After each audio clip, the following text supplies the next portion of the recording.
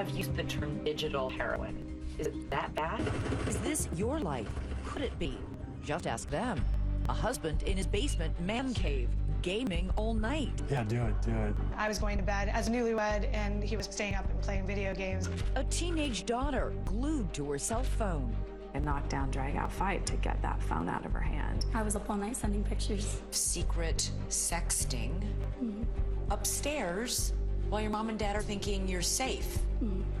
Now they're letting 2020 into their everyday and every night lives. This is where you game, huh? Revealing their family's secrets in video diaries. It's hard not to resent Chris, who is enjoying himself while I am pulling my hair out. But what can get them to stop? And what are the warning signs for your family? Your mother is afraid. Tonight, while our 2020 cameras are rolling, an intervention. Ah, where's my stuff? And signs of withdrawal. Tight in the chest. Now it's rehab and detox for devices. When I have the phone, I can at least talk to people and feel like I'm fitting in. From heartbreak to hope, logged in to unplugged. Can they make it? Love you. Good evening, I'm Elizabeth Vargas. And I'm David Muir. We all want to stay connected, but right here tonight, the jaw-dropping video of people who can't put their devices down. Your friends, your family, your neighbors, perhaps even yourself. But right here tonight, you will also see the MRIs, what this could be doing to your brain. David, we spent a year on the road meeting people who were held hostage to their devices, getting them to open up about themselves and the secrets in their homes. We're not using their last names because they could be any of us. But the good news is they got unhooked, and you can too. Walk down any street, any mall, any hallway, everyone is bowing to their screen. Our devices are beeping, buzzing, begging us to swipe, like, love, tweet, retweet, send, reply, forward. FaceTime, Snapchat, Instagram, Twitter, Tumblr, Vine, Kik. This is Brooke, a California teenager. She's 15 years old now and a self-professed recovering cell phone and social media addict. How long was she on her phone each day? When she got home from school at 3 o'clock until she went to bed at 9. It was more. It was more. Brooke says she would be up until 4 o'clock in the morning and later. Second a text went off, a second, someone Snapchats me or FaceTimes me, I always answered, and I always waited and waited and waited for someone to reply. It was like my heart. I couldn't put it down. Teenagers have always had a fear of missing out, but it's just mushroomed. It's nuclear.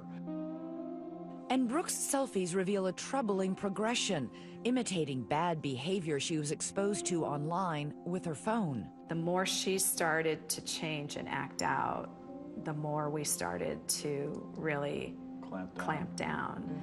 And then that created anger. Brooke was always 2 clicks ahead of her parents, Jim and Stephanie. I was constantly making different accounts. I had 6 accounts on Instagram. I had multiple Snapchats. I changed the usernames, the passwords. I would block them. We took her phone, she'd go and buy someone else's phone. How are you so smart about all this? Honestly, I don't know. It was like they took my phone and I just panicked. Anytime her parents took the phone away, Brooke would go ballistic. It was like a knockdown, drag-out fight practically to get that phone out of her hand. She would say that, without my phone, I have nothing. There was no relationship. We were just a means to provide her with food and shelter and money. And a phone. And a phone. And a phone. A winter night in Michigan, an ordinary house on an ordinary street. People just trying to get some sleep. But somebody's up late, trigger-happy with that rat-a-tat keyboard on a computer playing first-person shooter video games. The boy in the bedroom is Josh. He's 14 years old, and his parents, Al and Christina, say he won't stop, can't stop playing. What's a typical day in Josh's life? Sleeping until 11, 12, and then he would be on until 1, 2 in the morning. 12 hours. Easily. Easily 12. Yeah.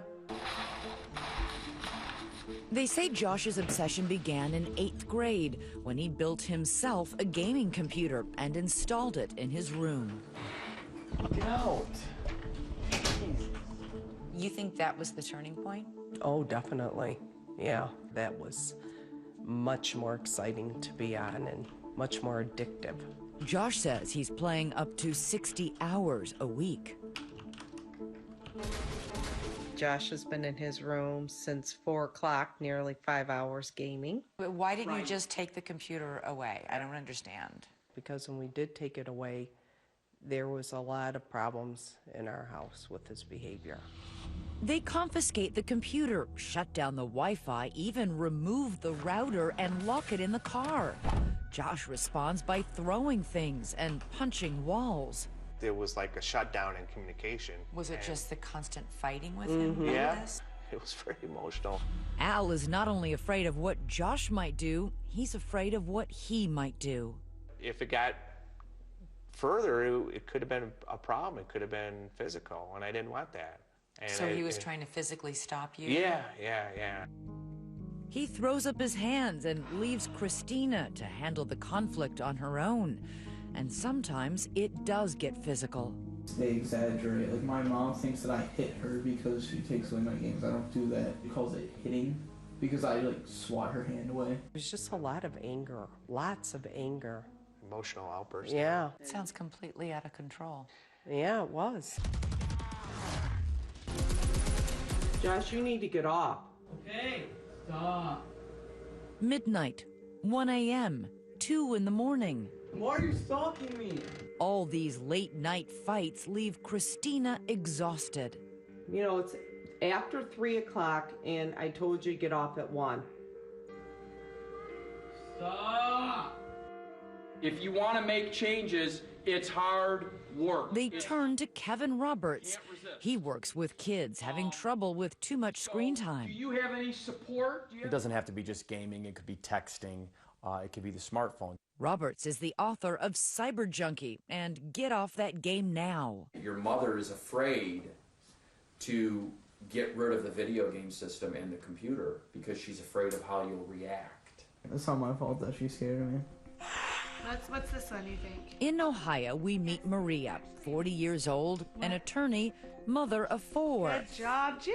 She's not a single mother, it just seems that way. She has a husband, Chris, aged 44, but you can't meet him right now because although Chris and Maria have built a life together, careers, a nice home, beautiful children, on any given evening, Chris is down in the basement, past the pink castle and the buckets of children's toys. You may think he's too old for this, but the average video gamer is 35. Oh, someone shot me in the face. I'm running toward the front line. And this one has been taken prisoner by a pastime. You're done. Cheese. Chris was still playing video games, so we ended up coming to the park and having some fun here. How many hours a day does he spend playing games? He'll take a whole Saturday and go into the evening, from the time he wakes up till The time he goes to the bed? time he goes to bed, yeah. So 18 hours? Possibly. It's 2 a.m. and I just checked in on Chris and he's still playing video games. Ever since they got married more than a decade ago, Maria says Chris is often a no-show for much of their life. Happy Thanksgiving. I'm headed up to our family football game. Chris opted not to play with us. He is going to be playing video games instead. Why would you stay with a partner who is that disengaged? I don't know. I think that I really felt like this was a in sickness and in health moment. And yes, it's hard, but I was committed to him and I still am committed to him. So we have a house full of people and he is in the basement playing video games. Oh, God. Come here, bro. Come here. Missing life's sweet moments. So Bailey's trying blackberries for the first time. Maria is there to see their toddler's first taste of a blackberry, and so are you. What do you think, Zaylee? Do you like them? Do you love them? The only one not there is her father, Chris. All right, what's next, boys? Part of your heart must break for what he's missing. It does. They're living in a split screen. Chris gets online, Maria gets the kids in line. Playtime for him, bath time for her. Downstairs, play, Upstairs, pray. I am going to go to bed because I'm super tired. This is how we function, and this is how we do it. Still ahead, risky behavior right under her parents' roof. We were blown out of the water when the police showed up at our house. And inside the mind of an extreme gamer, can the screen change your brain? But you looked at this and thought, this is a kid in trouble. Stay with us. In Ohio, it's time to meet the man in the basement. Wait, where's your tank, bro? Maria's husband, Chris. Yes, all right. Chris comes home from work. It may or may not surprise you to know his job is IT, servicing computers. When he walks in the door, it looks like any other normal family. See, it's tough. Okay, go ahead and write out your problem now, all right? But his wife Maria says just watch. Doting dad is itching to disappear. Yes. I think I'm gonna head down. Gosh, I keep returning as this machine gun guy, and I've played just terribly at this dude. Chris shows us his collection of obsessions. Oh, wow. No fewer than 158 carefully organized games. This is where you game, huh? Yeah, matter of fact. It's a nice setup. He tries to show me what all the excitement is about. You need to say, hey, you sucker, I put you down that quickly. It's something where you can remove yourself from, from the world for an hour. Or more. Or more. And watch what happens when Maria comes downstairs to check on Chris before she goes to bed. Hey, babe. Hey, Maria. I am going to head to bed. All right, good night. All right. Do you think you're addicted to these games? I'd say addiction's there. Chris says he's considering cutting back, but quit for good? Never. I can't stop forever. That just seems like a... Even though you know that it hurts your wife and your children? And yeah, every next thing I say sounds more and more like the scared addict. In California, Brooke's parents say her phone and social media fixation opened a portal into a dark place. Her risky behavior escalated when she was just 11 and 12 years old. Just hanging out with the wrong crowd, drugs, sex, in middle school. With that phone always in her hand, her parents wondered whether any place was safe. Okay, she's home, she's safe, but it was a complete false sense of security because she's up there in her room, with her phone on the internet. And as her parents later discover, sexting with strange men. I was up all night sending pictures. Of yourself? Mm-hmm.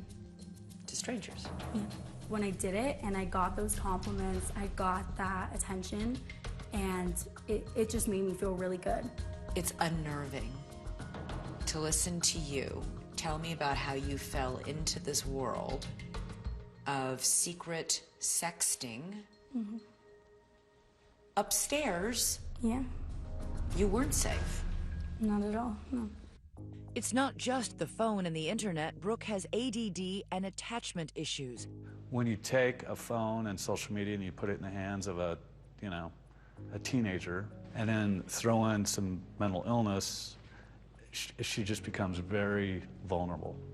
But her parents don't realize just how vulnerable until they get a knock on the door.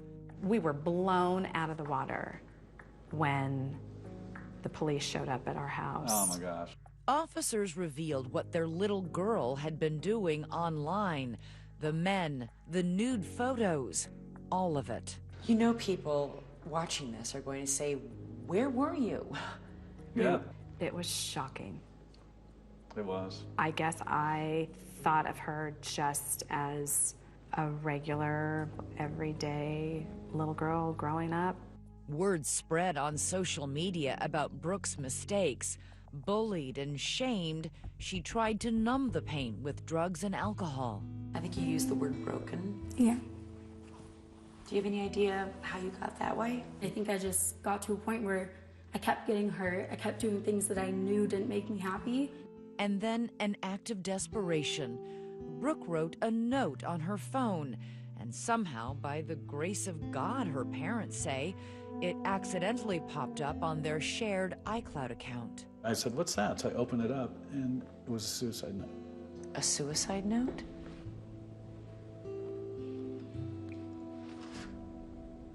What did you think reading that?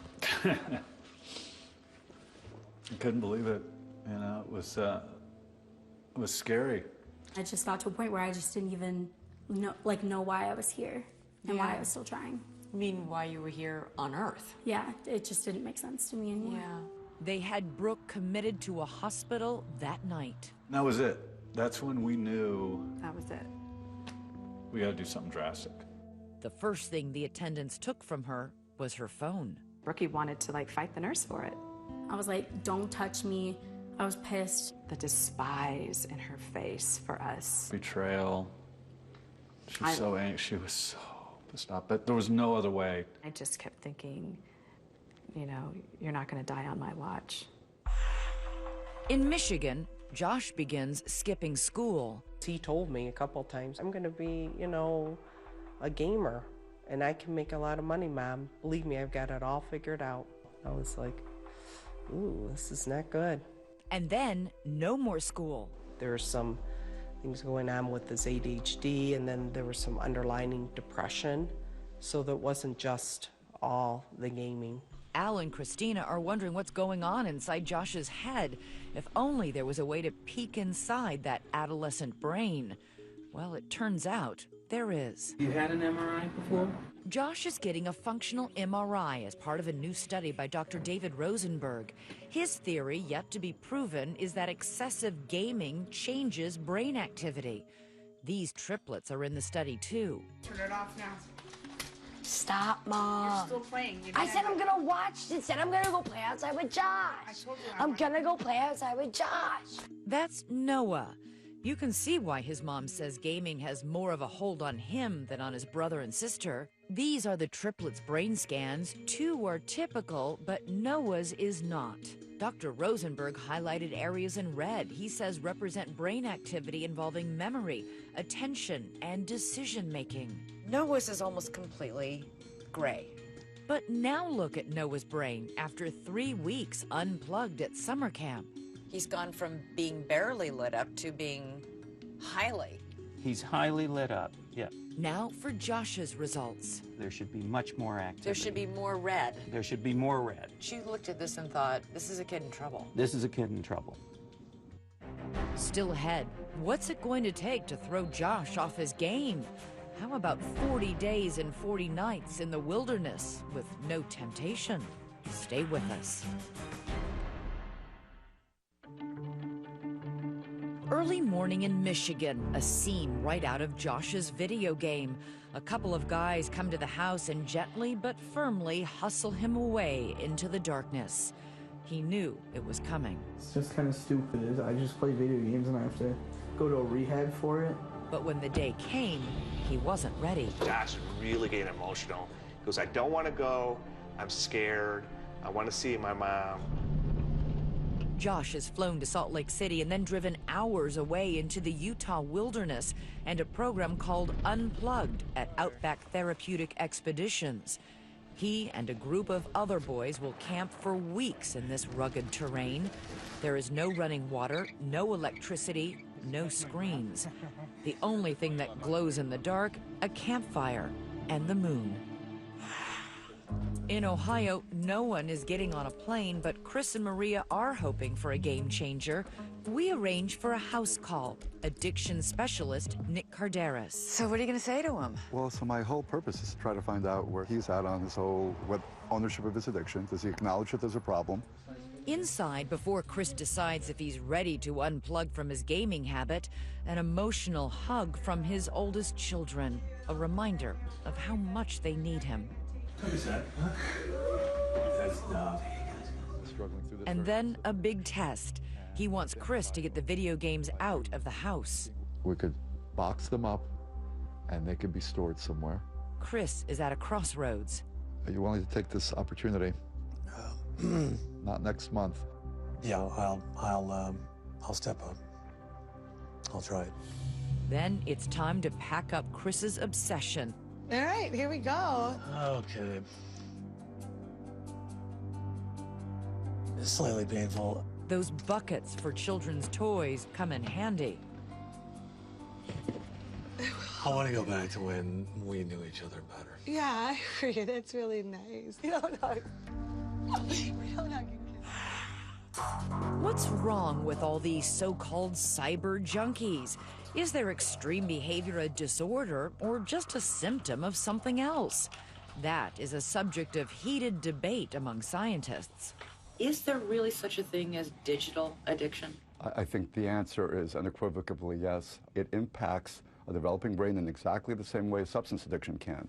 Carderas has written a book called Glow Kids. You have used the term digital heroin. Really? Digital heroin? Is it that bad? Maybe there's some shock value to that. Maybe I'm trying to shock some parents awake to say, this is a potentially addictive device. Be careful. The American Psychiatric Association's diagnostic manual includes internet gaming disorder as a condition requiring further study. And Dr. David Rosenberg is doing just that. Internet addiction clearly exists, but there's always an underlying cause or causes. The Entertainment Software Association, a trade group, says in a statement, legitimate science, objective research, and common sense all prove video games are not addictive. But digital addiction is taken seriously in some parts of the world. Asia has hundreds of treatment centers. The World Health Organization is poised to officially classify gaming disorder in its disease manual. Are we late to the party on this? Yes, I think we are late to the party in this. China has had internet addiction disorder as a diagnosable disorder for a few years now. We're not going to be able to help people change their behavior through shame and willpower. Software developer Gabe Zickerman says apps and games are designed to enthrall. He would know. He says he used to earn a living making them that way. My work in gamification in particular has been used to make just about everything that people use today more addictive and engaging. How do they do that exactly? Every time you challenge yourself to something and then you achieve that thing, your brain secretes a little bit of dopamine. Zickerman says he and developers like him designed games and apps to purposely activate those jolts of dopamine. But he's had a change of heart and career. He's created an app that helps users break the cycle of compulsion. And I'm using the exact techniques that I've used for the last decade to make things more addicting, to help people counteract the addictions they face. It all sounds so devious. I kind of picture them like twirling their mustaches as we're kind of like talking about this. Psychology professors Chris Ferguson and Patrick Markey study video gaming, and they say it's getting a bad rap. Are all these families just making this up? No, we're not accusing them of lying. So then if they're not addicted to their video games, you're telling me that this is a moral panic. The question, though, is it the video games themselves that's causing the problem, or is there something underlying? That's what we can't speak to. We don't know what was going on in these families. I don't think parents, though, realize that those games have been manipulated. Well, I mean, I think manipulated, all we're talking about is they're trying to make them more fun, essentially. Still ahead, what happens when the fun and games and devices are gone? It's a little tough to think about even now. It's making me feel some feels right now. Stay with us. Once again, Elizabeth Vargas.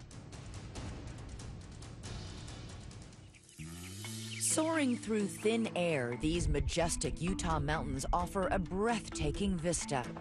But down in the desert dirt, 14-year-old Josh is still trying to catch his breath. I would think that initially in the first few days, it's just about learning life skills. McKay Devereaux is executive director of Outback Therapeutic Expeditions. It's actually the first several weeks in which they're learning to take care of themselves. Josh is enrolled in a treatment program called Unplugged. The organization waived his fee, which can run tens of thousands of dollars, hoping to raise awareness of the problem. If the boys want to survive, they will have to change their lives. What does that have to do with gaming? Or anxiety or depression? Being able to kind of reset everything neurologically and mentally by taking them away from all the distractions of their typical life. After Josh has been in the wilderness for more than 7 weeks, we go for a visit. I'm Elizabeth. It's very nice to meet you. All right, so show me around your camp. Josh shows me how he and the other boys live, carrying their few belongings in a homemade backpack, building shelter, preparing meals. Nothing gourmet. Out here, peanut butter is a delicacy. Josh wanted to show off his new fire-making skills. Where do you do it, right here? Yeah. Oh my God. With disappointing results. Oh, I smell something. I got a lot of brown punk. A lot of brown? Yeah. That was pretty close. Well, we'll practice again later, okay? How's that going to help you in life, do you think? Is it an example as like my anxiety? Like at first it was super hard for me to hike. Learning to overcome physical challenges here is a lesson Josh can take with him and apply to life challenges back home. So you're learning to push yourself. Yeah. My issues is like that I had gaming addiction. So I had anxiety and depression. And basically I just like use it as like escaping from it. Are you worried at all about going home and falling back into your old habits? Yeah, like I've had dreams at night where I'm just like playing video games and then it's just kind of like scary when I wake up. There's another milestone for Josh here on the mountain. He's turning 15, a birthday to remember. Unlike Josh, Chris is facing his gaming problem right at home in Ohio, but there are still mountains to climb. I don't make it down here much. It's just kind of a place for the kids to play right now. Visiting his former gaming closet triggers intense emotions. Yeah, I freaked out about it. I remember kicking my couch. Watch Chris's reaction to those empty shelves. The games were here, and surprise, the games were gone. I was just tight in the chest, and it's a little tough to think about even now. I mean, it's making me feel some feels right now. He documents his struggle to stay out of the game day by day. I'm day 2 of this 90-day detox. Boredom, monotony, agitation. Week by week. It is amazing. This probably is the first week game-free in years and years. Marie assumed without games, Chris would spend more time with her and the kids. But at least for now, his intensive therapy is taking up 4 hours nearly every day. I was kind of hoping that he would at least attempt to, when he's with us, be with us, but I wonder if right now it's just a little too much for him with the anxiety level. And although the games are locked away in a storage facility, he admits they still seem to have a hold on him. It's gray and cold and rainy, and wouldn't it be nice just to head downstairs and just play some freaking video games? It's been nearly 20 months since Brooke first arrived at her treatment facility. We want to start off with some pretty tight limits and structure around your phone use. Periodically, Brooke is allowed to go home for visits. The trips are a test. Brooke's phone, normally locked away, is handed over. This is the first time she's had it since she got to go home last time. Brooke, how long has it been? I'd say probably a month and a half. How does it feel to have it back? It's really exciting because I don't know, I miss like talking to my friends, and so it's like exciting that I get to do that again. Brooke's mom, Stephanie, is going to the airport to meet her. I'm always hopeful. I'm hopeful every time that she comes home, but I'm also realistic, and I know that it's a real struggle for her. Okay, so Brooke looks like she has landed. Oh, I didn't even, I thought she was part of the flight crew.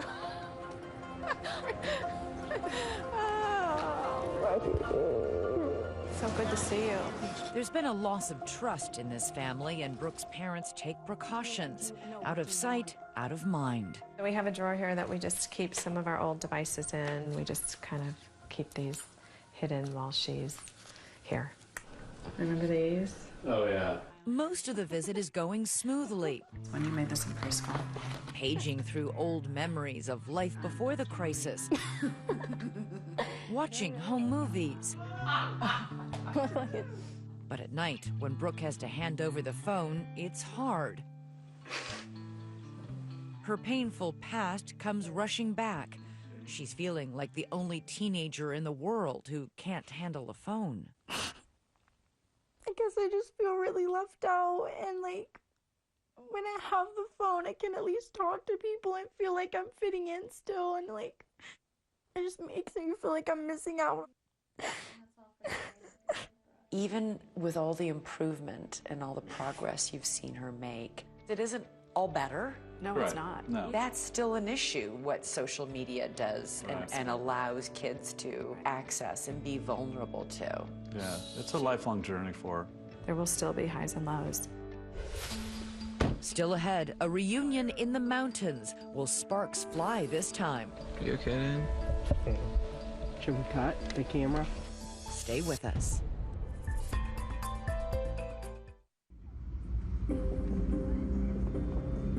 Welcome to Salt Lake City, ladies and gentlemen, where the local time is approximately 10:13 a.m. Al and Christina travel from Michigan to Utah and then make the long journey over rough roads, tracing their son Josh's path into the western desert. Can't imagine what Josh was thinking the day he came out here. Yeah. Josh has been unplugged for more than 7 weeks. They can't wait to see him, but first they have to find him. Josh is somewhere out here, and then you guys are going to signal for Josh using this. Okay. That's how we're going to find him. Wyatt, a field staffer, gives them a wooden device called a bull roar, used in ancient rituals to send signals over long distances. They stop and listen for a response from Josh, but nothing. Off in another part of the desert, Come on. Josh is having trouble. Swear to God, it was working like.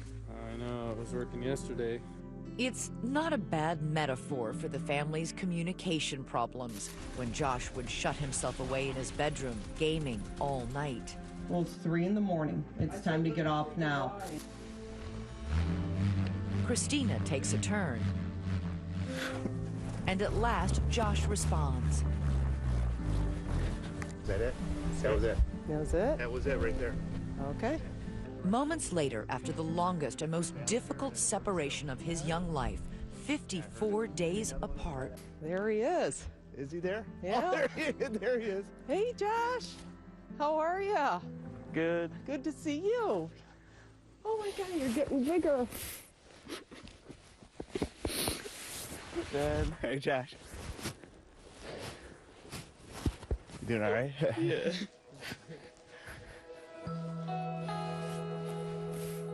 Oh, look at this. So this is your camp right here. As he did during my visit, Josh tries to show his mom and dad how he can make fire without a match. And this time, the glowing ember in his hands comes to life. Here we go. Oh, yes. Finish my hair. Oh, man. That was awesome. Remember the boy who could barely bring himself to put a few words together? This is a different Josh. Like at home, I didn't really notice that video games were like destroying me mentally, and how it's like just as bad as substances, like mentally. I just didn't notice that. I didn't like care at all. I just wanted to live, like play video games, and that was it. That's all I really cared about. I mean, I literally skipped school for a month just to play video games. Okay. Here, let me. Josh paints his parents' faces, a figure in red for his mom, standing between light and darkness. Even though like you were dealing with my gaming addiction, you could always like seek the light. You were always trying to find help for me. Oh, that's cool. Is it? Yeah, that's really cool. Al is moved by his son's recognition of their struggle to free him from his gaming obsession. You okay, Dad? Should we cut the camera? It's okay. When you're ready, Josh. For his dad, 2 figures representing before and after. Well, you've changed a lot. I can see that you're trying to change. And that. Okay. Thank you. All right. right. Love you. And then it's time for goodbyes. A dusty hug. Yeah. And Al and Christina are heading back to Michigan. See you guys in a couple weeks. Josh will remain behind for now. He has more work to do in the desert. Still ahead, what difference will 10 weeks in the wilderness make? Okay, we're gonna get started then. Josh comes home and gets another brain scan. The results are next. In Ohio, it's time for a change in latitude. Chris and Maria are taking the kids for an adventure. Where are we going? To Puerto Rico. Where are we going, Zizi? We're going to Puerto Rico. They visit Puerto Rico every spring, but this year seems different. Going to the pool, going to the beach with my kids, my family, and it's good. It's good to get away. It'd be easy if I could be on vacation all the time.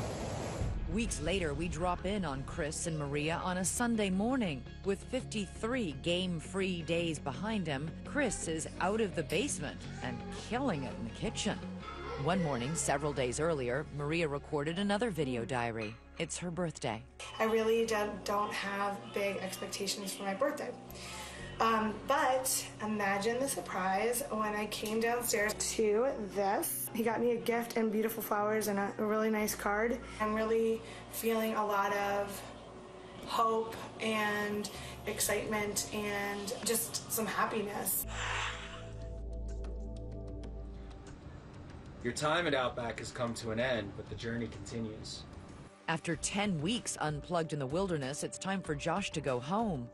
I guess I get to sleep in a warm bed instead of on the ground in a sleeping bag.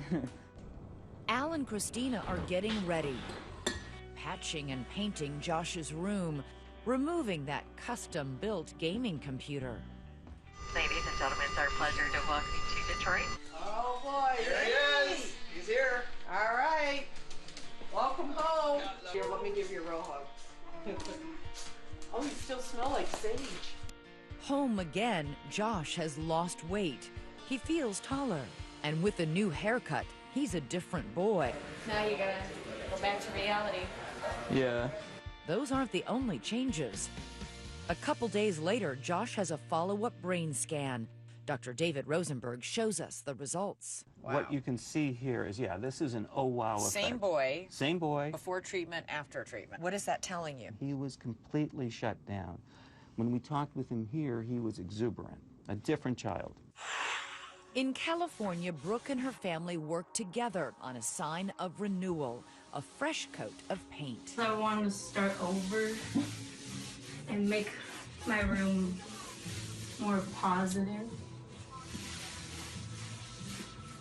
I think if I can take my story and make other people think about things before they do it, help them to make a better life, I think that's really important to me. And then it's time for Brooke to return to rehab. She's done well on this trial visit, but there's more to treating those underlying issues than simply taking her phone away. Yeah, this is the worst day of the whole trip. Every time. Sad that she's leaving, but super happy that, she'll be back soon. It may be a sign of her recovery that saying goodbye to her mom is harder than ever.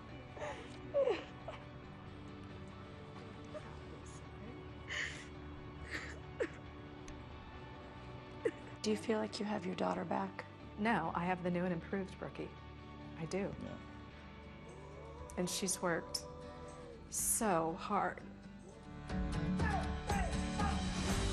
sing it to a blue sky, shout until the boys come home.